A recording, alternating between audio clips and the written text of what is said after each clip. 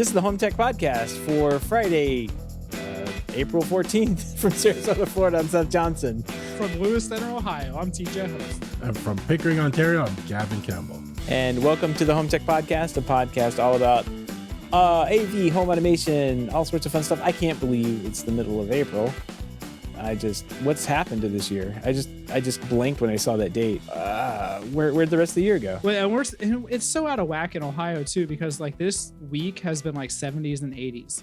It has been so hot and so beautiful outside. It's like very strange for April.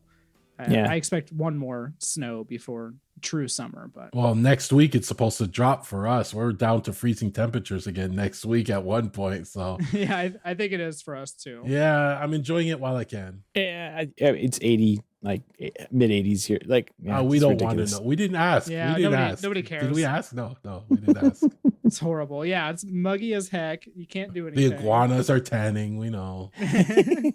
It feels like summer. It's gross. Yeah. Clippy's been fighting iguanas, actually. That's why we haven't heard about them. Yeah, it rained yesterday or the day before. Aww. I don't remember. We got some rain out there, so. Well, at least you're not Fort Lauderdale. Fort Lauderdale with their 20 plus inches of rain. No. If it rained that much, I'd probably put him inside. But when it rains here, that just means that the grass is going to grow. Like the grass is just waiting. It's storing all that sunlight energy, and if it gets the water, it just like shoots straight up. So yeah. When it rains up here, I just I stay inside with a nice book. You know what those are, right?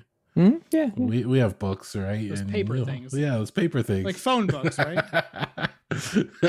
We read some banned books up here, and then nice cocoa. Sounds fun. guys, I speaking of fun, I crashed the Mastodon server last night pretty good. I know. Yeah, I know. Gavin is my early warning detection system. Although I knew that something was going on, but he's like, "Hey, what's going on? Server's down." I'm like, "Yeah." I was trying to upgrade. It didn't work, did it? No, it didn't. I just find it amazing that you'll upgrade the Mastodon server, but you won't reboot your computer. I just want to point that out. Well, there's some kind of like security thing that needs to happen, but I can't install Ruby 3.0.6 or something random. Ubuntu refuses to install it. Just as I sat there trying to figure out how to get Ruby installed, the Mastodon server was down and no one could do their social post things. And then I was like, you know what? I'll just roll back to what I had working and cranked right up. Don't even deal with it. I'll figure it out one of these days. I did use the tail scale thing that we were talking about last week. Works really great for this because you can just go to. Usually you have to like open up an SSH port to get into servers and that kind of thing. You don't need that anymore. The VPN like just exists once you install it on there and sync up your account and everything. It's there, and I can just open up a terminal and type SSH HomeTech because that's the name of the server on there. Boom, shows up. It's really cool. Yeah, I've used Tailscale a few times, and it's brainless. It's so easy. I recommend it to my neighbors and stuff, and they should be a sponsor of the show, Yeah, they should. Let us know. We talked about it twice. Yeah.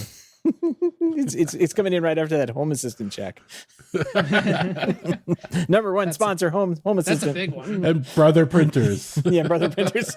Well, I don't know.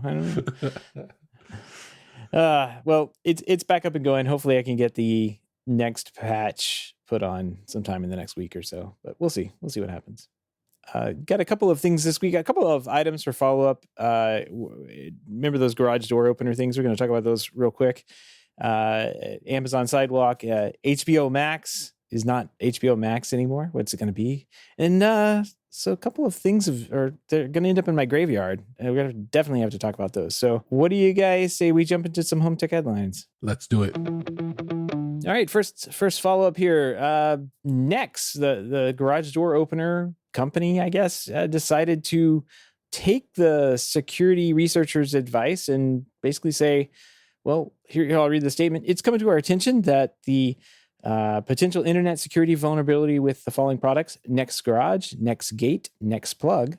And as we examine this issue, we're going to take proactive action by temporarily disabling internet access and remote control for these products.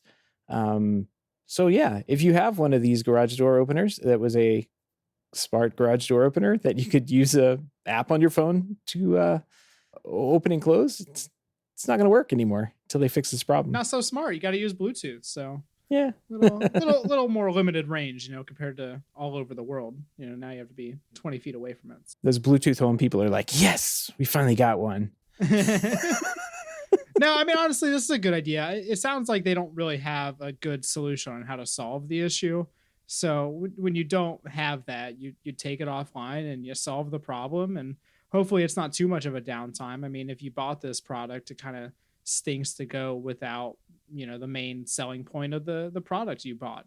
So it'll be interesting to see how long it actually takes them to recover from this, and when people's products will continue working, if they ever do again. Mm-hmm. I feel like they listened to our show last week and really took our thoughts seriously, because this was pretty bad, but I feel bad for the developer that has to fix it all now, because he's under the gun, right? Like, he's probably working 24 hours a day trying to get this working again. Hey, maybe.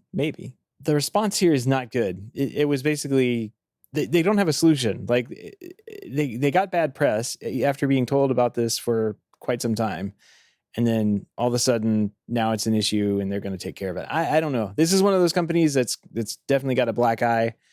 I wouldn't trust it to update correctly. They messed up this bad once. It's probably going to happen again. I don't know. Who do you think's who's going to get more flack overall, Anchor or Nexx?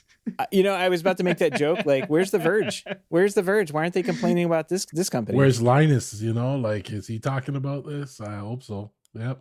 Not enough clickbait for Nexx. You got to go for big companies like Anchor. Yes. Have they even come out and said anything yet? Yeah, they emailed people saying they were turning off the online portion of their thing. So you get Bluetooth, like you said, 20, 30 foot range, but that's pretty much a garage door opener at that point. One more quick follow-up. I thought this was interesting. We'll just put this as a link in the show note.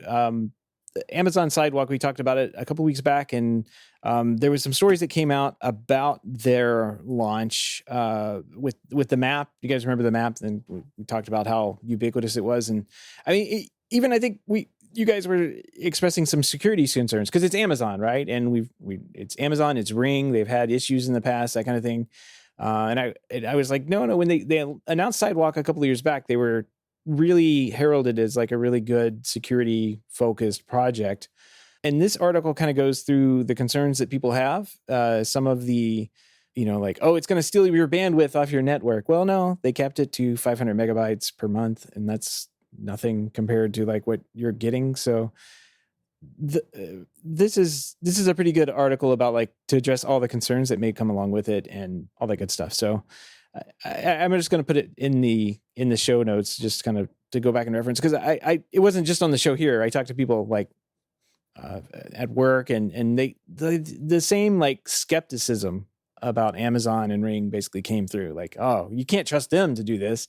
It's like, well, it's not that. Like, you're on your own with this. They give you a secure way to communicate. And they're like, oh, I don't trust them. They can see everything. It's like, no, if it's secure, they say it's secure and they have the white paper security stuff, like they won't be able to ever see what you write. So it's one of those things that just sounds too good to be true. And I think that's kind of why of course, Amazon and Ring being attached to it, I think this is why people are kind of like hesitant or cautious, I guess, a better word for it. Well, no, for sure. I mean, like overall, it sounds like a really good idea. I mean, who wouldn't want their smart home device to kind of just work wherever? And one of the most popular things I see requested online is like, sensors for like mailboxes or driveways and stuff like that, where you might not have a good Wi-Fi connection, or like Z-Wave and Zigbee and stuff doesn't really reach. And so like the overall idea of it does sound great. I mean, who wouldn't want that? But yeah, I mean, I'm still a little skeptical. I'm not going to lie, but it's just not a product that like I'm going to use at all at the moment. And so like, I'm not too concerned about it myself. It'll just be interesting to see how it develops. And like other companies are already doing this. So it's not like Amazon is like, the only person that has something like this. It's just, like you said, it's Amazon. So everybody's going to be skeptical of it automatically. I think industries will probably use this more than the average person. They'll probably rig it into smart meters that will work, and they'll have stuff way to access and upload their data and stuff like that. And that will just make things better for all of us. I don't think I will be have any devices that probably use it. So we'll see where it goes. We'll see, but it's out there. The network's there. You just gotta go. People are gonna come out with the ideas on how to use it, and we'll see where it goes. And the products have to show up too, right? The smart meters is a good example, but I think they would use. I mean, they already are in existence and using like maybe Zigbee for a Zigbee mesh network or some kind of mesh network, or even like maybe LoRa or something like that, like a low frequency thing that can just punch through and go long distances. I like the pet tracker one, like the pet tracker idea. I thought that was awesome. Yeah, pet tracker is pretty genius. I mean, it's something I've wanted since childhood, or I thought about since childhood, is like some kind of connected like traffic light system, right? And so you could put this into all kinds of different like road sensors, traffic light sensors in terms of, you could actually sync up traffic lights. So like the biggest problem with cities is that it takes an extensive amount of money and programming and everything to kind of sync up traffic lights. But like if you could do this with like some kind of network like this, where it's a low cost actual chip on the device and it just does it automatically, like it opens the door for a lot of different things. And kind of what Gavin was saying, like I think it has more use for commercial or industry than it does commercial products. But like Amazon and Ring is kind of a residential product at this point. So that's how they're going to get their user base up. But like something like this has really good things that it can do. Yeah, I just like thinking along like commercial and industry, like they could have some kind of like commercial tracking thing. They have this now, like it's like a GPS on a UPS truck or something like that, right? Those exist. But it could be a far less expensive version that, goes in and basically uses this network in urban areas where you're going to have a lot of delivery vehicles to kind of like keep up where the delivery vehicles are, and it's going to check in at some point. It could just transmit its ID and the GPS coordinates, and that's where your delivery is. I mean, there's all sorts of ideas that could come out of this, and the fact that it's just a free network that exists in just about everywhere at this point. Like it's pretty crazy. It will be interesting to kind of to see what people do with it. So I can't wait.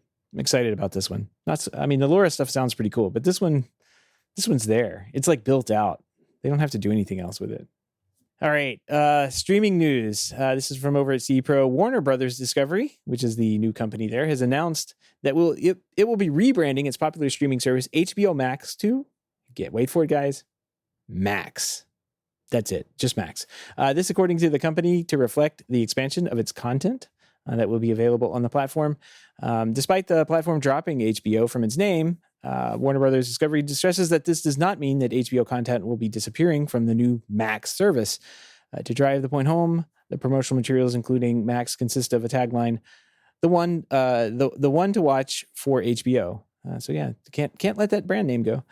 Despite the service gaining more Discovery Plus content as part of the rebrand, they'll still be maintaining its Discovery Plus streaming service separately. So it's kind of weird that that's still going to exist alongside. It doesn't really make sense. No, it doesn't at all. Like you'd think they'd be able to put the accounting systems together and like, you are one. Say, okay, go. Yeah, it's all one now. Yeah.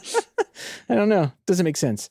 Warner Brothers Discovery has also stated that as part of the rebranding, the company will be substantially reworking the user experience, of course. The rebranding of HBO Max over to Max, along with the content, service, and UI updates, will go live on May 23rd, 2023. So something fun coming this summer.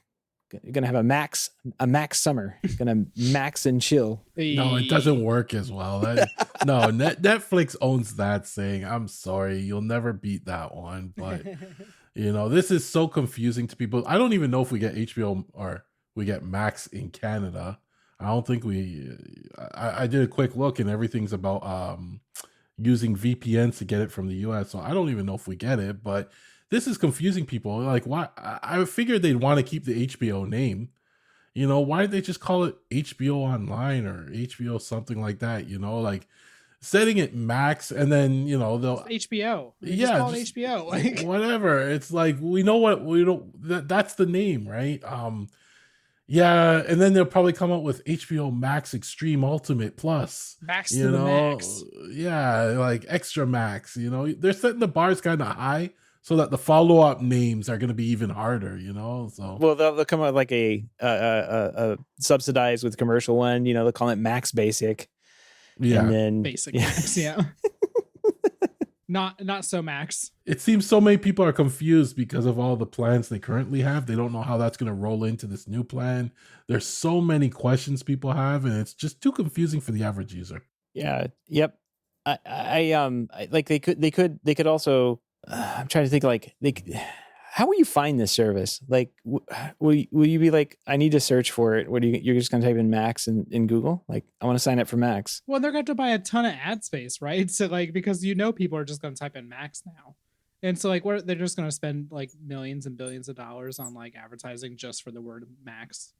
There's like Max. I'm like going through like, I'm thinking like maybe they could have packages or tiers labeled after like famous Hollywood people or something like that, like Maxwell Smart, Chris Max, Max Headroom.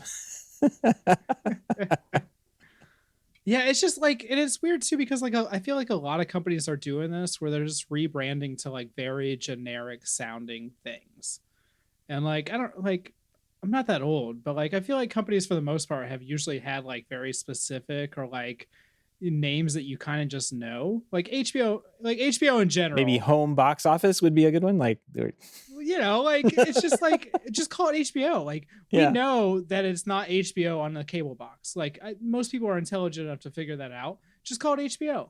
Like, why do you have to call it Max? Why do you have to call it HBO Max? Just call it what your name is.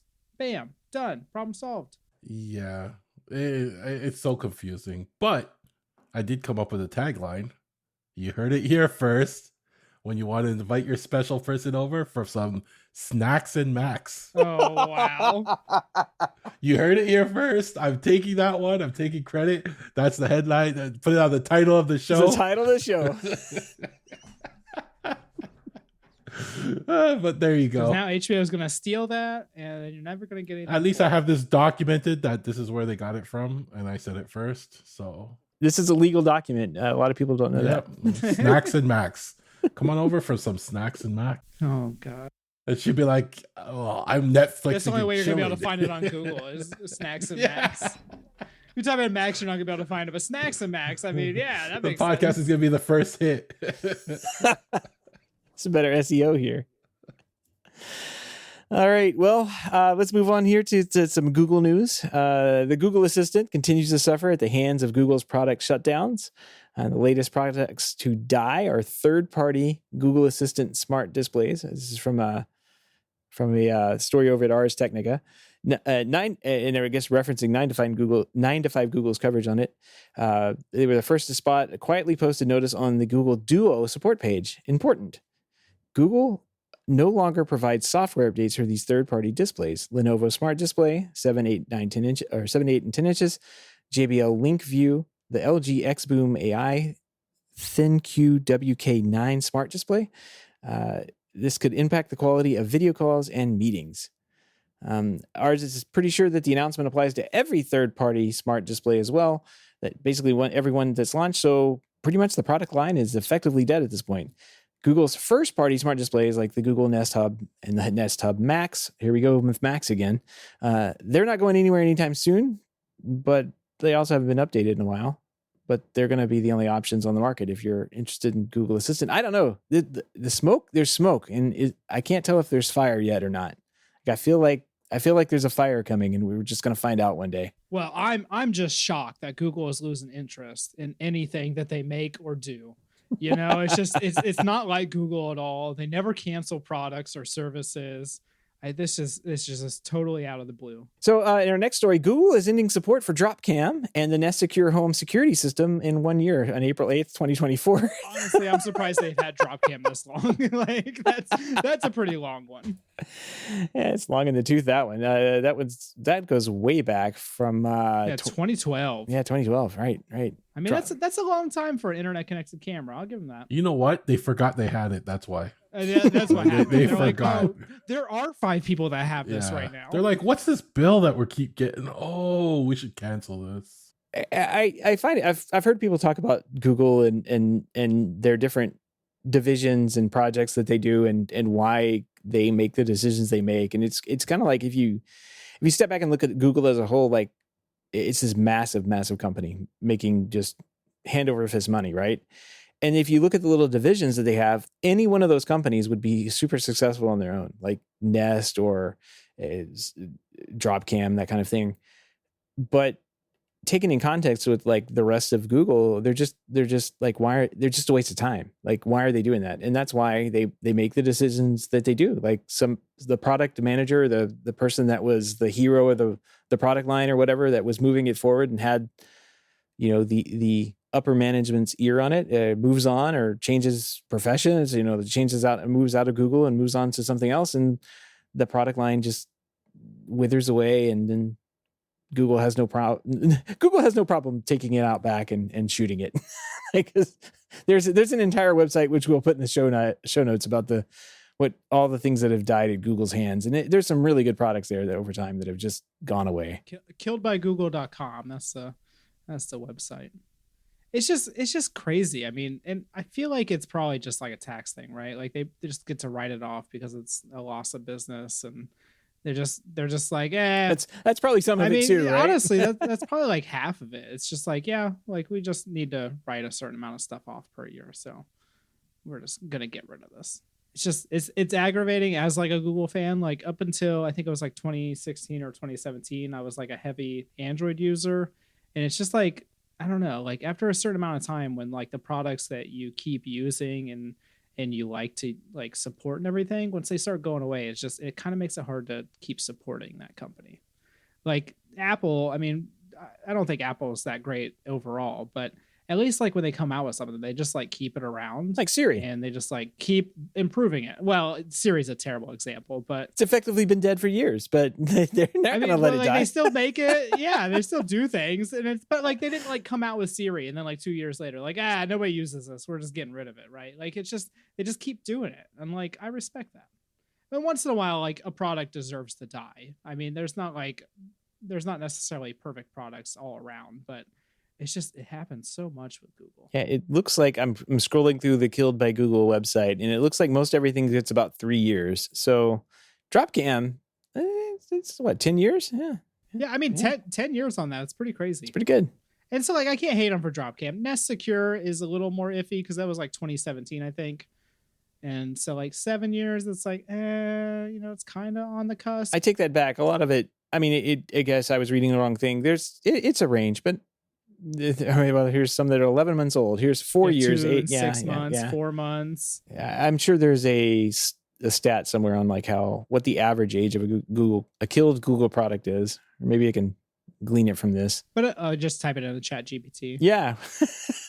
But like, honestly, like it comes back to the conversation of like, how long do people expect their software to last? And, really we need software expiration dates.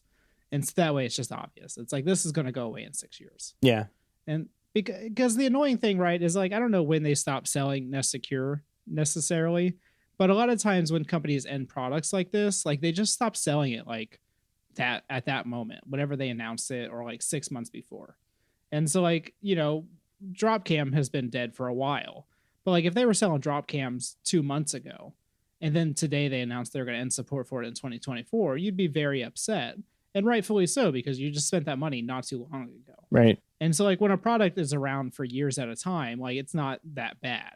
But when you can still buy the product relatively recently, like that's the issue. I'm seeing the Brinks was not going to monitor Nest secure security systems from a headline back in December 29th, 2022.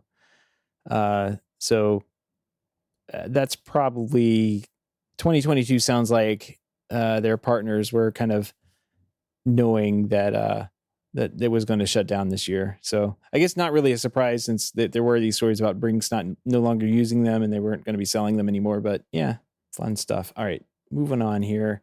Well, we do have some good news, and this is quite interesting. Homeseer is now a member of the Works with Home Assistant Partner Program, and they're committed to ensuring that their Z-Wave smart products are up to date and ready to use in Home Assistant. They are Homeseer products are all Z-Wave Plus certified. The smart dimmers and switches offer convenient RGB LEDs.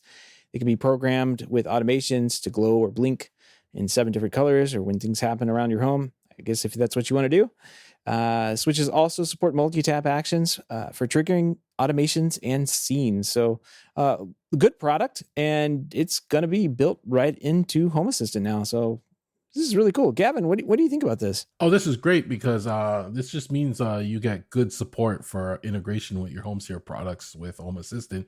I mean, they work now as it is, but this kind of says that they'll continue to support it and ensure it always works. And if it breaks, they have, contact to Homeseer to get it fixed. I like Homeseer products. I found, they followed Z-Wave pretty well to make integration with things easy. But one thing I really liked with Homeseer was their floodlight motion sensor. I had 4 of these around my house on all my floodlights, and it just made your floodlights smart. And I love that. They worked really well. So basically, yeah, it's a motion sensor, but then it's a Z-Wave motion sensor. And then you can trigger it to turn on the lights. You can control it with your hub. You can trigger it to turn it on at certain times, at certain, if it gets dark, automatically turn it on, or trigger with motion when it's dark outside. I have these all on, and I had it in my backyard. So when one light was triggered, usually it meant an animal was in my backyard. It would turn on all my lights in my backyard, right? And that way I knew not to let my dog out because there was a skunk or something out back, right? So it saved me a number of times because I looked outside and I would see like a raccoon or something out there, and those things are bigger than my dog. So the last thing I want to do is let him out there with those things. But that to me, that device alone was like a different device. Like it wasn't a light switch, it wasn't a motion sensor. It was something original I found, and I really liked it. And I think, we need more of that in the smart home space. When a company comes out with another light switch, it's like, yeah, okay, it looks like every other light switch out there, but having that was very unique and very original. Yeah, for $50 is what they are. You could, and I think they have a 2-pack for a little bit less than 100. You basically make your dumb outdoor lights into smart lights, like with just adding this almost the same sensor on, right? But then it just adds that Z-Wave component where it's communicating with other things. That's a really smart idea. Really, really smart idea. TJ, what do you think about this? Yeah, honestly, I've known Homeseer for a while. I know that there's a good amount of people that use them, but you almost never hear about Homeseer in general. I think the most popular device is the same one that Gavin was talking about, the little floodlight sensor. It's just such a unique device, and I've never seen anybody make one that's very similar to that. I know people like Homeseer. I just don't know much about it. But this is a great way for Homeseer devices to receive updates in Home Assistant. And as we all know, updates are important. So any other way you can get an update is a good way to do it. Yep. They have a bunch of lighting products. They have some thermostats, water valves, garage door controllers, quite a bit of stuff here. I've never been a big Z-Wave fan, but I've known that Z-Wave products have existed in many different states and functions. Like Zigbee is kind of where we played with the Control 4 world, and it's kind of like what I kept my eye out for. But in Z-Wave was just like, nah, we've got that. Like every there would always be like these little. This is a Shelly Wi-Fi switch I have sitting in my hand, but there would always something like this that was Z-Wave, and I was like, man, it'd be really cool if that was Zigbee. It could be really nice. Like I'd be able to use it one day. Wow, and you want to hear the people on the home automation subreddit complain? Just link one of these hubs. I'm looking at their top of the line hub for $949. So not a budget system by any means. I mean, they have different ones where you can get like a Raspberry Pi. I think at one time, I don't know if they still do, where you could actually just download the software for it, and that was like $50 to $100. But definitely not the free that Home Assistant is. So you're going to be paying something for it in the long run, but it's all locally based, and it's kind of the same philosophy as Home Assistant, but it's definitely been around longer than Home Assistant. Yeah, I at least recognize the name, and I don't recognize the programming interface or mobile app. Oh. No, last time I knew it was a little outdated. Yeah, I mean this makes Habitat look good. Yeah. Sorry, Habitat, but sorry, Homeseer. Yeah, this is not the prettiest interface. But again, like you said, dated. Yeah. Well, and it's locally hosted, which is one of the more important things about a home automation system. They could definitely use a UI refresh, but It looks like you can write scripts in VB.net. All right. YAML or VB.net? Pass. Hey, don't hate on my YAML. Don't Dang. hate on my YAML. If you see some of my YAML code, Printer problems or YAML? I don't know. yeah, debugging YAML's hard. All right, well, let's move on here. All the links and topics we discussed tonight can be found on our show notes over at HomeTech.fm/431. We have a pick of the week this week. This is hilarious. Gavin, I think you posted this in the hub over the week, and someone has figured out how to beat, what is this, deep state AI on the Blue Code Iris project. It's a hilarious picture. You'll post a link in the show notes, but it's a room of like 4 guys, and the AI, server the room. code project, a server room pretty much, and the code project picks up 3 of the 4 guys. They even picks up the guy that's behind the wires on the other side of the rack and identifies that as a person. But the one person it didn't pick up is the one that's dressed in camouflage. He's got a camo shirt on. He's got a camo shirt on, and it basically doesn't pick him up. And I'm just like, it beat the camera. Just blending right in. He didn't even realize that he beats the camera. All those good old boys near me, they know it's up. Yeah. Can't catch me on your fancy camera. Camo shirts are now in high demand all of a sudden. They're selling out everywhere. Oh, man, it is so funny. There's 4 of them working in there, and this guy's just standing there. All of these seem to be they're surrounded in boxes. Yeah, with the percentages on them, 87%. They say 70% person. not even 20% on this guy. He's not even a person. They don't even know what to think about this. They just let him slide. Oh, this is why Clippy won't be taking over the world. Just wear camo. Get away from the robots. Yeah.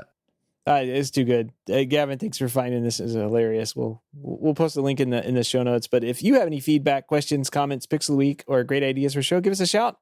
Our email address is feedback@hometech.fm, or you can visit hometech.fm/feedback and fill out the online form. All right, I've been crashing Mastodon servers, and that's really all I'm up to. But TJ is busy because he's got so many projects now that he's done with his job. So I guess you're going to eventually have another job, right? Like you're going to have another one. Well, I mean, I'm actively working. I just usually my jobs are not like multi days or multi weeks. They're like, several hours kind of thing. Yeah. So, yeah. I usually I have like one day out of the week. I don't schedule anything on Fridays for the most part. It's usually like service calls or like emergency things. So I usually have one day a week where I can clean the office or organize or, fun stuff that happens once in a while. But I finished the large job 99.5% of the way. I have a battery backup, right? So I bought this battery backup brand new and it didn't hold a charge. And so it's a Trip Lite 3000 volt one. And they sent me a new battery pack. And the new battery pack has the same problem. And I tried to just ask. I was like, look, I spent like $2,000 on this thing. Can you just send me a new one? And they're like, no, you could have just got a bad battery pack again. So we're going to send you a new battery pack. And if that's not the problem, then we'll send you a new battery backup. And so I'm waiting on that now. I hate it when companies do this. God, it's so obnoxious. How much is it to send me these batteries? You're going to send me 2 different packs of batteries and I'm going to keep both packs. Right. It's obviously not the batteries. We can just replace the battery backup. But if you want to keep sending me batteries, sure, we'll just keep doing that, I guess. In the shipping weight, they're so obnoxious. Yeah, the computer or the computer components, the physical machine that is the UPS is 2 pounds, and then there's 80 pounds of batteries that get added to these things. and it's like a giant UPS. So I mean, I think it's got 4 or 6 batteries. So it's pretty obnoxious to take apart and put the batteries in and all that good stuff. So it's just annoying, but it's not holding anything up. And honestly, like the job site has like 4 different power grids. So like they'll probably never actually use the battery backup. So it's really not that big a deal. But very, very annoying because everything else is done and working. Is that 0.5? Yeah. Yeah. Yeah. Just that last little bit. That when you're talking about like, oh, I didn't know you can finish a job. Like that's pretty much how I feel at this moment. So I thought I was gonna finish it. Like it was like, yeah, we're done. And it's like, no. Spoke too soon. Yeah. Yeah, that usually happens. My second update is car stereos are the worst thing in existence. I think they're like maybe one notch above printers. Like printers for the most part are awful. Like nobody wants to buy a printer. You kind of just own a printer because like you have to print something once in a while, or you have kids. Like that's basically the 2 reasons you have a printer. But car stereos are one of those awful things. So I have a little 7-inch Android Auto and Apple CarPlay radio in the van, and it works fine. There's nothing wrong with it. I just wanted a bigger screen, and I really did not want to spend $1,000 on a 10-inch Android Auto and Apple CarPlay screen. And so I decided, I was like, you know what? I got Amazon. I can buy some stuff and return it if I don't like it. I'm going to go ahead and buy an Android stereo. And, you know, if you don't have any real expectations on how technology works and like good quality stereos, the Android stereo is not a bad investment. And they're super cheap. This 10-inch one that I bought was $200. And you can't come close to that in like a legit stereo fashion. But it's just like everything else that kind of runs like a slimmed down Android. It's just awful. It just crashes all the time. I can't even sign into like Google products. The Apple CarPlay thing integration that it has is like super slow. And sometimes it's like 5 minutes of driving before it actually kicks on. And so like, I got tired of dealing with it, to be honest. So I took it out and I was trying to decide what to actually put in without spending $1,000, and instead I spent $1,000. And I actually spent more than $1,000. I spent $1,300.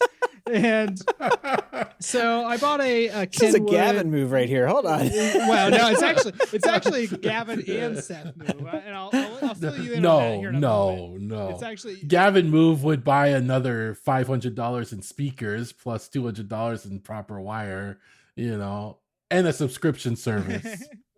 But what happened is like through one of my distributors, I can buy Kenwood products for dealer cost, and so I got DMX 1037S. It's a 10-inch Android Auto and Apple CarPlay radio. And supposedly they've done some display magic where it's not as crappy in like direct sun. Like they've supposedly fused the glass and the digitizer together, or some, you know, magical marketing term they've come up with. And honestly, like it looks really good. I just got it in today. It looks really good. The direct sunlight doesn't really affect it. And it's just like a big screen. It's 10 inches. You can kind of move it around. You can move it up or down kind of thing. Installing it was a real big pain in the butt because you can't just easily detach the screen. You have to like take out like 8 different screws to detach the screen, which I guess kind of helps with like theft. But theft, right? Yeah. yeah. I mean, like if you're putting together your van, which has like one giant dash piece that you have to like put in before you can put the radio on, you have to like put it all together, like test it out and make sure the wiring's correct, and then put it all together, and then realize you forgot to hook up your backup camera, so then you have to take it all apart again, and it was a pain to install. But honestly, like it's so much better than the Android stereo I bought, and of course because it's like 7 times the cost. Right. But beautiful. But the Seth move was that I actually was bidding on the same thing on eBay before I decided to buy it from my distributor. That is a Seth move right there. Yeah, that's a Seth move. And I got a notification today while I was at a job, and it's like, you won a DMX 1037S. And I was like, oh, son of a gun. And so I bought this open box, supposedly not used, same exact radio for $550 after shipping. And now I have to figure out if I'm going to sell it or put it in the wife's car. And honestly, like, I think the wife is going to hate it because it like sticks out of the dash, like, because it's a big screen. So like, I'm going to have to like post it on Facebook or Craigslist or something. And hopefully I don't lose money. Like, I feel like I shouldn't because it's $1,300 MSRP, but I think you've lost money at this point. I mean, like, I don't, God. And I thought about just returning the one I bought from the distributor, but I was like, I'll just kind of ride with it and see what happens. Or you could just use it for a backup, like if something ever happens. Yeah, I don't need a backup. It's brand new. Hopefully I don't need a backup. So if anybody wants a really nice 10-inch Android Auto or Apple CarPlay radio, let me know. And then the last update is Cubicle 2.0 exists. I am sitting in it right now. It's got 3 walls. It's got a ceiling. It's got a sketchy curtain door. Yeah. And it's got some lights inside. Yeah, and hopefully the audio is a little better. I don't know. Write in and tell us. Do I sound terrible? But, I'm going to get some acoustic panels for it. I got a couple other things I'm going to do. One thing during this whole process that I kind of neglected to think about was what my desk was going to be when I got done with this. And so like right now I'm just using like a fold up table. And honestly, like the fold up table is not a terrible solution, but it's probably not like a proper solution. So that's my next venture that I'm not really looking forward to. Like, do I buy a proper desk or do I just like install like some sketchy shelving unit on the wall here? I will personally recommend what are these called? The Husky line of Home Depot work tables. It's what I've been using for 6 or 7 years now as a stand-up table. Like you can crank it up and down. And I think they recently just came out with another one that is actually designed like it's got different places that they have certain parts. Then this one's not really conductive for having a chair that slides underneath it. The new one has like a better wheelbase or something like that. And it's made to be a desk. That's genius. They even have one with 2 drawers in it. Yeah. The one with the 2 drawers is the one I'm talking about. I don't know if I would use both of those. Maybe I'd take one out. I don't know. Mine would just be full of junk, but it sounds like a good idea. This is actually a good idea. I'm glad I brought this up because I would totally buy this. Yeah, they're very good. They've held up really well and they still look good after 6 years of me constantly. Now one of the things I did do is I got these the pole mount monitor arm things. Mm-hmm. I got many of those over the years. I have 2 extra ones laying over there. And I've gotten them in various sizes and used them to attach things to the desk in different ways. So I will highly recommend getting those because what you don't want to have is a monitor on your desk because it just takes up too much space. Yeah. So you can get these and then like float it back a little bit if you had to. And it's a very, very well built desk workbench. I even have I bought this high top desk and the workbench at the same time. Maybe it was a deal or something I got. I don't remember, but they're great. They still look great and they've really held up to some a little abuse. The workbench, the tool kit case thing, not so much. It just has been storage, but the desk has definitely been used and abused. I've got all sorts of I've got a 2RU rack thing mounted to the back of it, so I can put rack mount equipment on the other side, like down on this other side of my desk. Like you can put a couple on there. I would highly recommend people do that if they have a desk and they want to put rack mount equipment, like a little brush mount thing for all my wires to go through and everything. So it's been a good desk so far. I wish I had the new one that sits down a little bit lower though, because that one, this one I have to have one of those drafting table chairs, and I'm not a real big fan of those. You can probably hear it popping quite a bit when I'm on the show, and I'm talking and wiggling, and the stupid thing will pop. And I don't know if I want a new desk and a real chair or just a desk and live, or a new chair, a new chair that doesn't pop. Yeah, definitely should get a new chair. A chair makes a world of difference. But one of the first things I buy for a monitor whenever I get them is the mount, the arm mounts, because just like you said, you can push it back, you can kind of adjust it to the perfect height or something like that. But the manual adjustment desk, I think I can get behind. I don't think I'll use it often enough to get like an electric one or to like splurge for an electric one. But like having the option to kind of just like stand up and work would be nice. So I've never used. I mean, I used it a couple of times to stand up and do things, but like the crank thing, like I guess if you used it every day, it might get annoying, but it works fine enough. Like it's well enough. It's got a little crank that hangs off on the side. I think I would use it like once a week. It's like I'm just kind of printing out shipping labels or something like that, and I don't need to sit down to do that. So Good stuff. Gavin, what about you? You do anything special? My printer still works, so that's a big win right there. Nice. Another week of printing. I'm happy. Wife's happy still, but we're not going to talk about that. But yeah, so this week my camera has actually paid off for me. Like the wife was always like, why you put these cameras up? Do we need cameras? We live in a nice area and stuff like that. And I'm like, no, they're gonna come. We're gonna appreciate them one day. And this week was the week. So there's kids in the neighborhood. They like to go up and down the streets at like 3 a.m. Checking everyone's car doors. If you left your car unlocked, they go in, they grab what they can, they make a mess.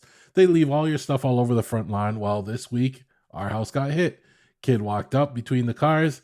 My camera instantly noticed them, identified a person, was in our driveway at 3 a.m., turned on the lights right in their face, and on video, you see them jump and run, and it paid off. She was like, awesome.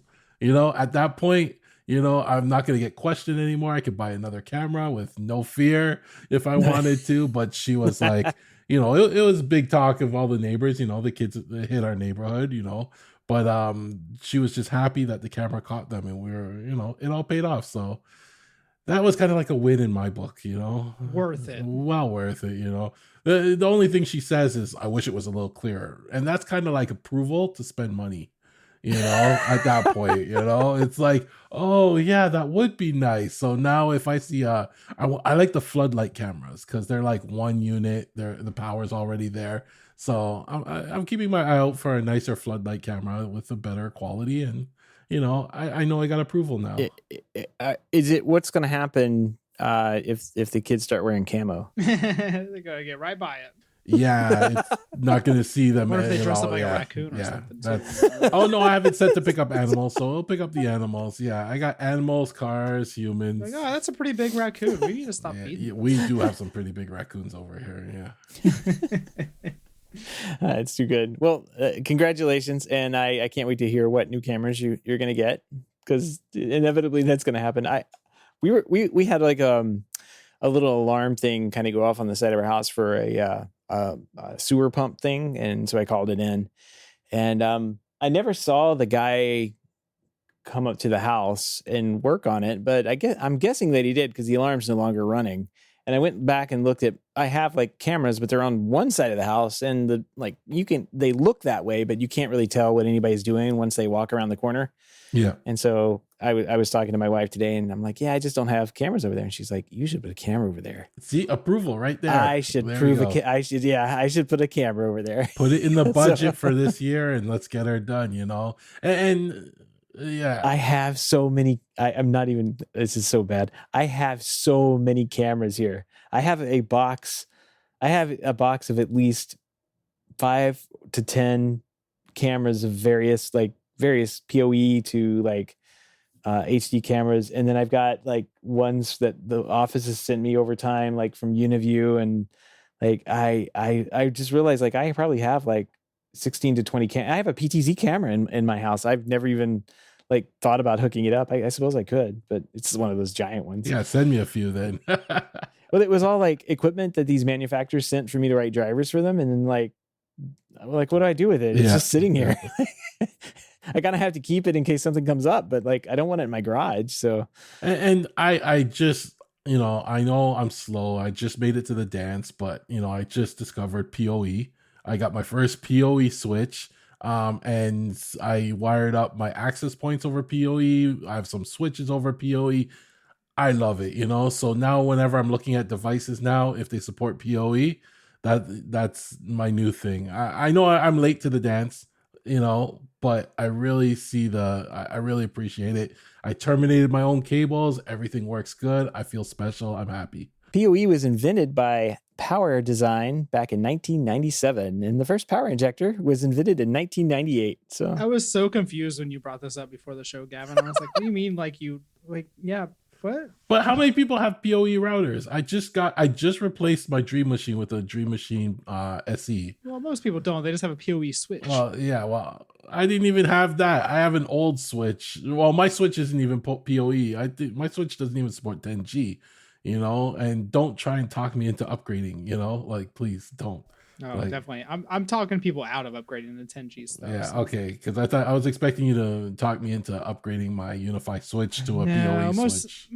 most people don't. Well, most people just don't need that fast a speed. All So. right, cool. All right, saving some money today. Don't worry, I'll help you with that. Do you need a radio? We're using like 300 megabits per second at our house, and we're more than fine. And I download a ton of stuff. Yeah, I just got my Rogers bill, and I was blown away by how much data I use. But I realized over the past year, I've been averaging about 2.5 terabytes a month. So this month was 3.3 terabytes. I'm like, all these cameras, all these cameras. I got to cut them off from the internet now. You're I don't think your cameras are the issue, but Yeah. Listen, I'm gonna say it's the cameras, and I'm blaming the cameras. Let's go with that. It's all it's video and audio. It's the Amazon Sidewalk. It's the Amazon Sidewalk. It's using up all my bandwidth. Oh man, well, good luck figuring out what's causing all that bandwidth to leave your house or come into your house. It's definitely your printer. Yeah. Yeah. That's why your printer never works. It's getting DDoS. Oh, it's probably hacking my network. I gotta look at. You better look into it, Gavin. Yeah. All right. Unplug it now. All right. Well, I think that's going to wrap up this week. We do want to give a big thank you to everyone who supports the show, but especially those who are able to financially support the show through our Patreon page. If you don't know about the Patreon page, head on over to HomeTech.fm/support to learn how you can support HomeTech and our Mastodon server. Yay. For as little as $1 a month.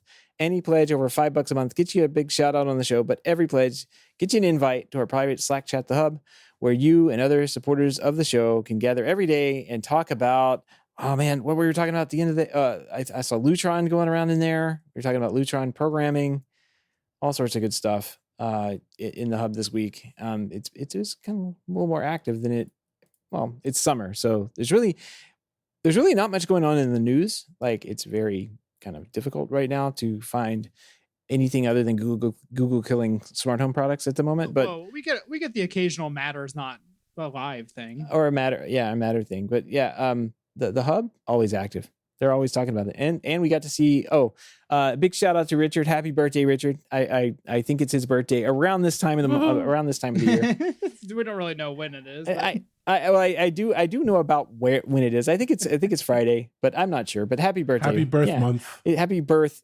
I've got to be within like 3 days of making this announcement. So all right. But yeah, he posted a picture of his stand mounted TV that kind of had people confused. So I was the way he described it, I was confused because he said he mounted the TV to the floor or something, and I was like, what? Yeah. I get it now. Floor stand. Okay, yeah, I gotcha. Yeah. And then TJ posted pictures of his big install that he did, and great job, man. Looks really good. Looks clean. Yeah, it's pretty nice looking. Very cool. But all sorts of fun stuff there in the Hub.